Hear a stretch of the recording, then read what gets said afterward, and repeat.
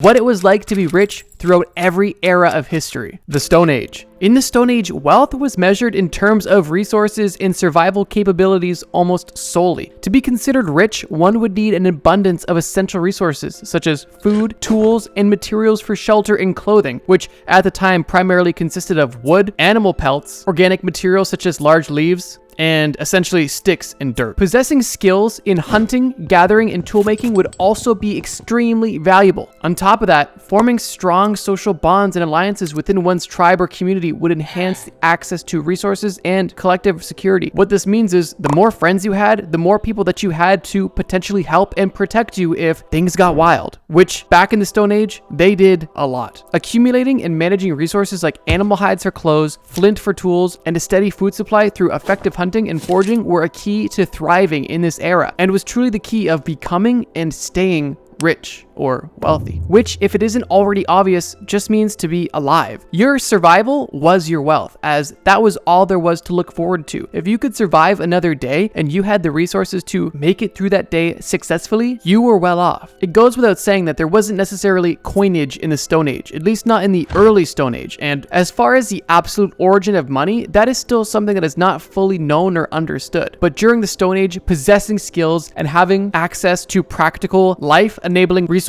was the pinnacle of wealth. During the Stone Age, if you had a cozy cave that you could call your own, you had a few pelts to wrap around your naked, hairy, stinky body, you had basic flint and obsidian tools to catch little critters, and you had a good group of friends that you could eat rocks with, you were set. But not just set, you were also wealthy. Just picture it now. Not a phone in sight. Just you, all of your best boys wearing small loincloths, hitting each other over the head with big wooden clubs, just being in the moment. Sounds pretty good to me. The Bronze Age. No, not LeBron's age, the Bronze Age. Not to be confused with LeBron James, I'm talking about the Bronze Age. The Bronze Age took place between 1330 BC and 1200 BC and signified a large leap in civilization for a few reasons, most notably the production of bronze. This era, while short compared to the Stone Age, which literally lasted millions of years, had significant technological advancements, which propelled society massively. If you're unfamiliar, all bronze is melted down tin with a larger amount of melted down copper. This alloy was easy to produce and readily available, and the production of this alloy and subsequently the tools made from it allowed for rapid development in both agriculture and warfare. With that being said, what did it look like to be rich, and how was wealth measured during the Bronze Age?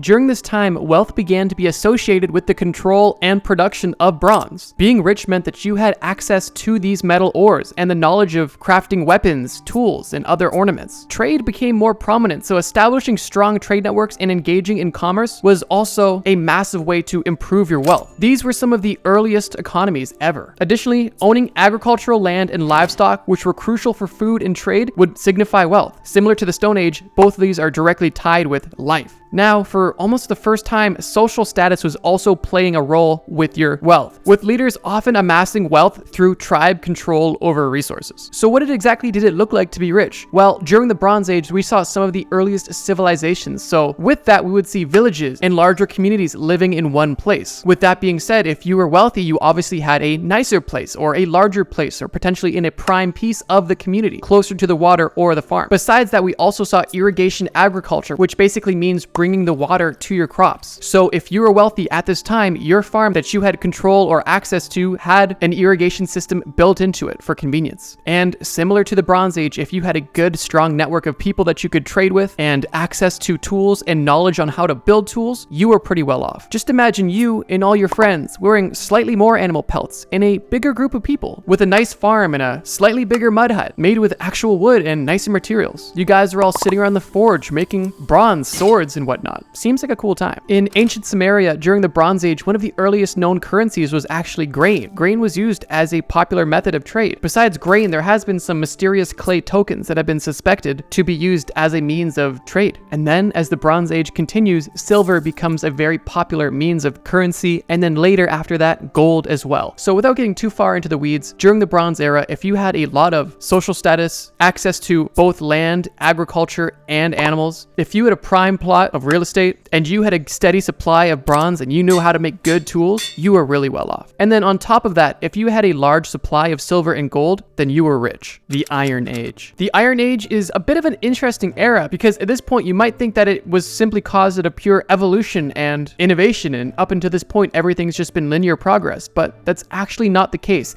And during the Bronze Age, at least near the very end of the Bronze Age, there was multiple significant factors happening that caused a huge decline in production, literacy, trade routes, wealth, and overall progress for humans as a whole. And the very end of the Bronze Era and the beginning of the Iron Age was actually considered more or less of a dark time in humanity. The Bronze Age was more or less of a 2 steps forward, 1 step back kind of deal. And with the beginning of the Iron Age, we see almost more or less of a redo of the Bronze Age, but obviously with a new metal. We have iron, a much more valuable and a much stronger material. Following the same trend, however, the Iron Age was shorter than the Bronze Age simply because technological advancements took place quicker and humans were able to evolve more rapidly, even after the setbacks. With that being said, being wealthy in the Iron Age wasn't much different than being wealthy in the Bronze Age, as a lot of the same customs and traditions existed and the same means of production and wealth accumulation were in play. In the Iron Age, wealth was closely tied to the possession and production of iron, similar to bronze in the Bronze Age. Mastery of ironworking techniques to create durable tools and weapons provided a significant advantage to anyone looking to become truly wealthy. Rich individuals or communities would control iron deposits and forges, facilitating trade with military strength, either from their own community or even other communities. Agricultural advancements continued to be important, so owning and controlling fertile land and livestock remained to be a very prominent sign of wealth. Power and influence were also consolidated through warfare and alliances, with wealthy individuals holding positions of authority and accumulating wealth through tribute and trade. The Iron Age still yet didn't have coinage, and a lot of wealth was held in gold nuggets, gold sheets, gold ornaments, gold jewelry, fertile land, livestock, access to iron production, and access to military power and influence. The Medieval Era, aka the Dark Ages or the Middle Ages. This era took place immediately after the fall of the Roman Empire, beginning in 476 AD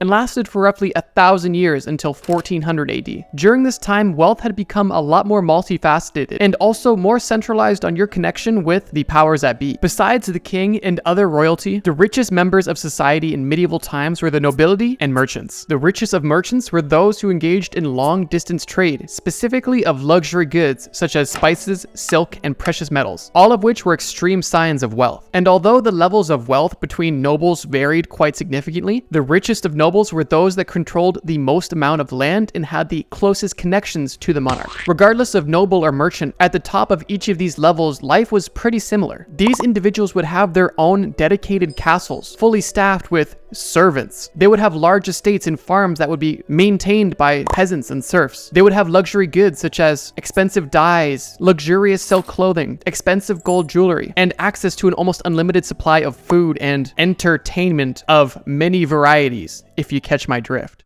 On top of this, the richest in society also had access to great education, something that was still a large rarity for a majority of the population. This includes reading, writing, literature, and access to other scholarly texts. Now, with this being said, if you were rich in this time period, you had an amazing opportunity to live a life of leisure and luxury. But although that wasn't the case for many people, and the wealth gap during the Middle Ages was severe. Now, with that being said, it wasn't all fine and dandy for the rich of this time, because no matter what your financial status was during this time, you were still susceptible to disease, famine, and war. Just picture it. You're hanging out with all your boys. You're in your castle with torches everywhere. Your servant just brought you a big leg of lamb, and you all are drinking out of gem-encrusted solid gold goblets. You all cheers and spill wine on your expensive silk shirts, but you don't even care because you're so rich. You have a guy in a silly hat come do a dance for you, and then you go to bed and do it all again the next day. Seems pretty cool to me. But let's move on. The early modern era. Bros, we are getting extremely close to the modern era, but we're not quite there yet. We are currently in the early modern era, which takes place roughly from 1500 AD to 1800 AD. And this era of time is likely one of the most influential eras when it comes to the structure of the world that we live in today. Let me explain. In the early modern era, wealth was driven by exploration, trade, and colonization. Nations and individuals who invested in voyages reaped enormous profits from new trade routes and new resources. Merchants and bankers accumulated wealth through the large global trade of goods like spices, textiles, and precious metals. The rise of capitalism and establishment of joint stock companies allowed for the pooling of resources and the sharing of risks and rewards. Owning land and engaging in agriculture still continued to be important, but the growing influence of commerce, finance, and manufacturing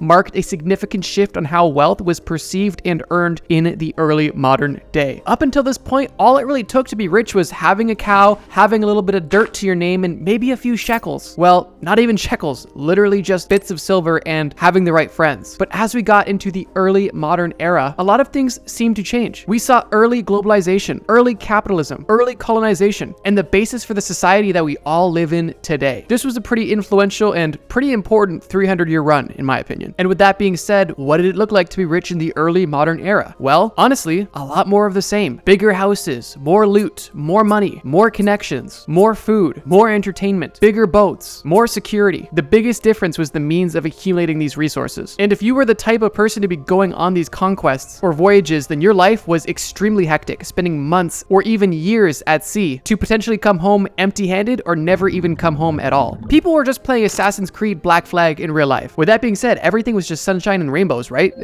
Definitely not, like at all. But we're talking about being rich, so yeah, being rich was pretty awesome almost all the time. And in the early modern era, we saw for almost the first time how being wealthy started to shift. The modern era. And just like that, in the last 11 and a half minutes, we went from millions of years ago in the Stone Age to the modern day. Now, the modern era is kind of blended into the early modern era, so there's no exact start date, but for the sake of this video, we'll consider it from 1800 until present day. In the modern era, wealth has been increasingly associated with industrialization, innovation, and finance. The Industrial Revolution transformed economies, creating vast fortunes for those who owned factories, mines, and railways. In the contemporary world, wealth is often derived from investments in technology, real estate, and financial markets. Entrepreneurs and business owners who innovate and scale their business can achieve substantial wealth. Education and knowledge has become a critical asset, and advanced degrees and specialized skills open doors to lucrative careers. Globalization and digital technologies such as the internet have further expanded opportunities for wealth creation across diverse sectors and regions. I would say that the world we live in today is pretty great, and we enjoy a lot of modern luxuries, and we have so many amazing opportunities right at our fingertips. Never before has the world been so decentralized, meaning that anybody has the opportunity to do great things. Whereas in the past, if you were a serf or a peasant working on a noble's farm, you had almost zero chance of being anything more than that. With that being said, in the modern day, especially as in present day, the amount of opportunities of getting wealthy thanks to the internet is almost limitless. But even at the beginning of the modern era, near the Industrial Revolution, opportunities were starting to present themselves everywhere. And obviously we got off to a rough start with extreme amounts of child labor, including chimney sweeps, factory workers, and a lot of horrible stuff that definitely isn't great, but got a lot of people rich. With that being said, what does it look like to be rich in the modern day? Well, fortunately, I don't think I have to paint too much of a crazy picture for you guys. And honestly, I think in the modern day, wealth is really what you make of it. Because of the vast amount of opportunities, it can be whatever you want it to be. If you have enough money to sustain yourself,